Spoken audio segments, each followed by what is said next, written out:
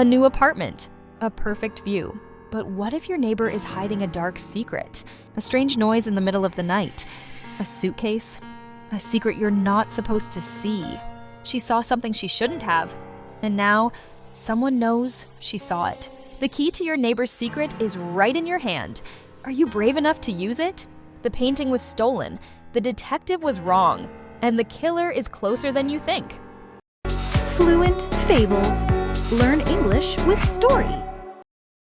Emily's new apartment was a sanctuary. After years of living with roommates, she finally had her own space. It was a cozy third-floor walk-up in a quiet, older neighborhood. The best part, by far, was the kitchen window. It was wide and deep, perfect for a plant collection, but it offered a direct, unobstructed view into the apartment building across the street. She could see into the third-floor apartment opposite hers, a mirror image of her own, with a large kitchen window and a single lamp that cast a warm, yellow glow. Emily liked to imagine the person who lived there, creating a little fantasy in her head about a quiet, studious man who enjoyed classical music and kept his books meticulously alphabetized. She was unpacking a box of books on her first night when the fantasy was abruptly shattered. The man in the apartment across the street, whom she later learned from a neighbor was named Jacob, appeared in his window. He was a tall, thin man with a nervous energy that seemed to radiate even from a distance. The usual warm glow was replaced by the harsh overhead light, and his serene, bookish persona vanished. He was dragging a large, heavy wooden chest across the floor. The sound, a low, scraping noise, was surprisingly audible even through the closed windows.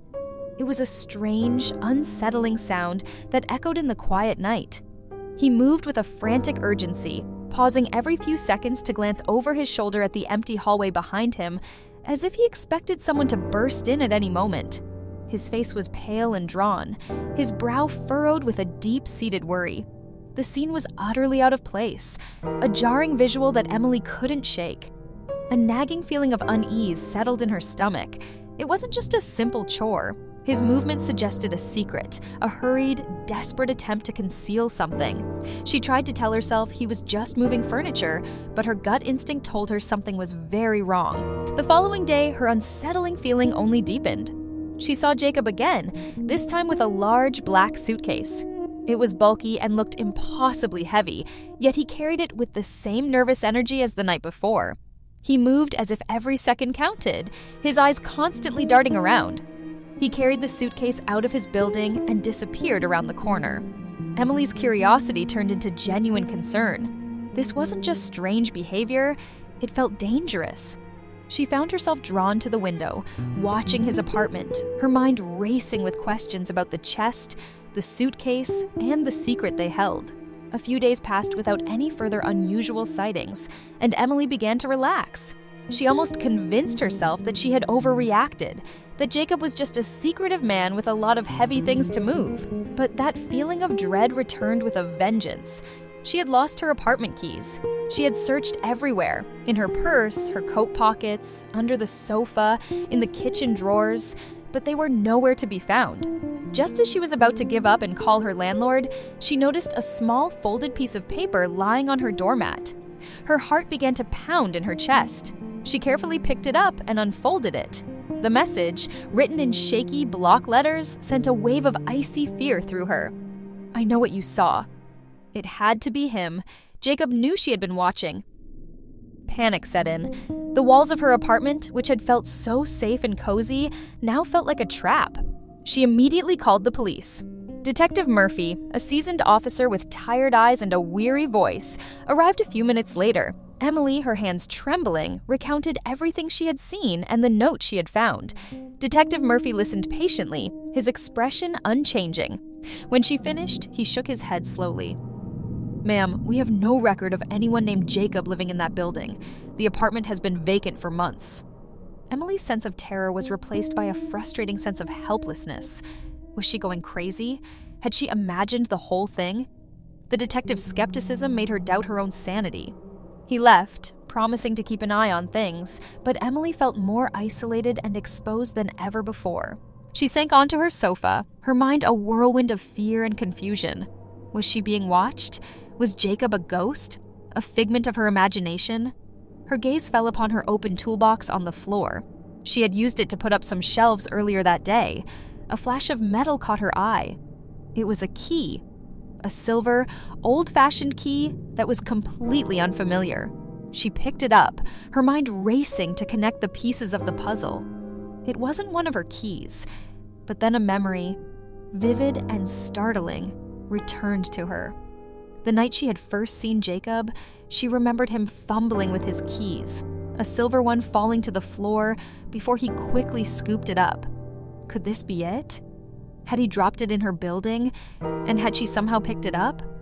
The possibility was both terrifying and exciting. This was a new piece of the puzzle, a physical connection to the man across the street. She had to find out what was going on. The old key in her hand felt impossibly heavy. It was a tangible piece of the mystery, a potential entry point into the truth. She knew it was a reckless idea, a dangerous and foolish move. But the thought of simply waiting, of living in a state of constant fear, was unbearable. She had to know what was in that chest and what Jacob was hiding. She couldn't let him get away with it, not after he had threatened her. Under the cover of a moonless night, Emily crept across the street, the silver key clutched tightly in her hand. The hallway of the old brick building was quiet, the air thick with the smell of old wood and dust. Her heart hammered against her ribs, a drumbeat of pure adrenaline. She found the right apartment door, her hands shaking as she inserted the key. It slid into the lock perfectly. With a soft click, the door opened. She pushed it open slowly, a tiny sliver of light illuminating the darkness within. The apartment was eerily silent and completely empty. There was a fine layer of dust on the wooden floors and the windowsills, as if no one had been there for a long time. Emily's breath caught in her throat. Her heart sank. This was a dead end. Or was it? As she stepped inside, her eyes adjusting to the darkness, she saw it.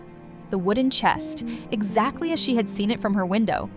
It sat in the middle of the living room, a heavy chain wrapped around it, secured with a large, rusty padlock. A new wave of determination, mixed with fear, washed over her. She had to open it. She looked around the apartment, her mind racing. There had to be a way. She scanned the floor, the walls, every corner of the room. That's when she saw it. A loose floorboard in the corner of the room, just behind the sofa. She carefully pried it open and found a small, silver key hidden underneath.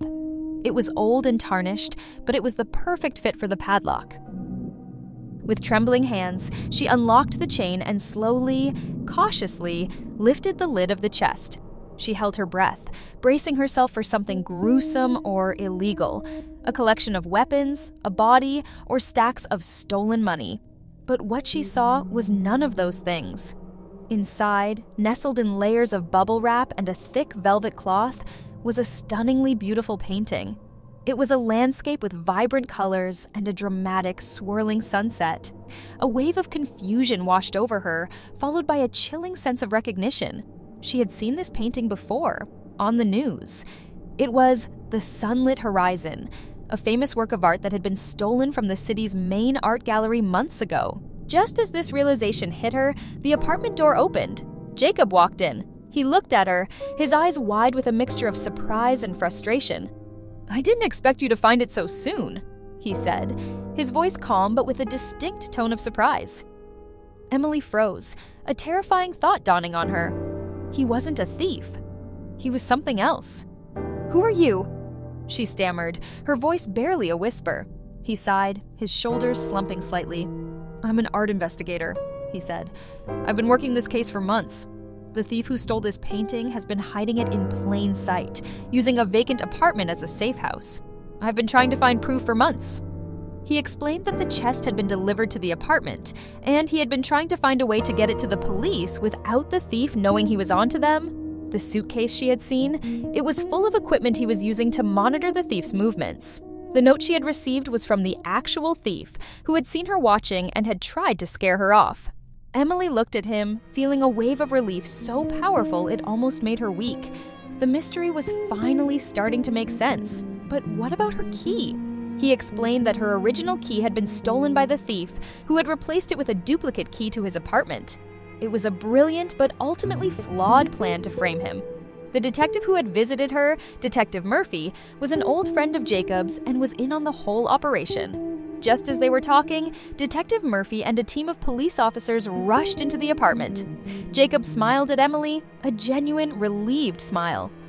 "I called him as soon as I saw you enter the building," he said. "I didn't want you to get hurt. Now we can finally close this case." The mystery was finally solved. The thief was caught, the painting was returned to the gallery, and Emily was hailed as an unexpected hero. The story of her strange journey from a curious neighbor to a key witness was all over the news.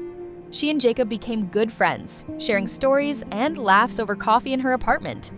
The experience had taught her a valuable lesson. Sometimes, the things that seem the scariest aren't what they appear, and a little curiosity can lead you to the most incredible adventures.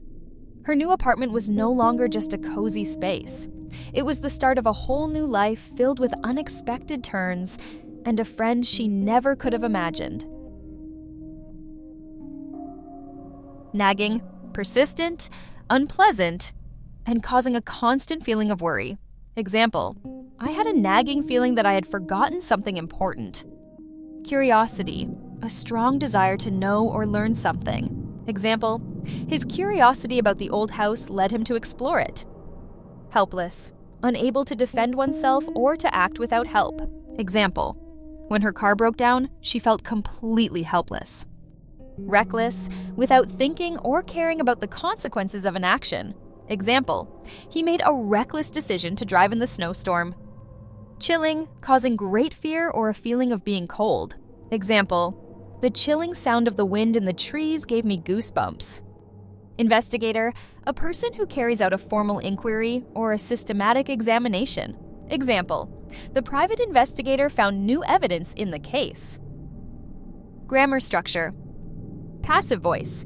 The passive voice is used when the focus is on the action rather than the person or thing doing the action. It's formed with to be's the past participle of the main verb. Active: the thief stole the painting. Passive: the painting was stolen by the thief. Active: the police will catch the thief. Passive: the thief will be caught by the police. Why use it? It's useful for creating a sense of mystery or when the subject of the action is unknown or less important. In our story, the painting had been stolen. The focus is on the painting's state, not who stole it. Thanks for watching The Secret Across the Street.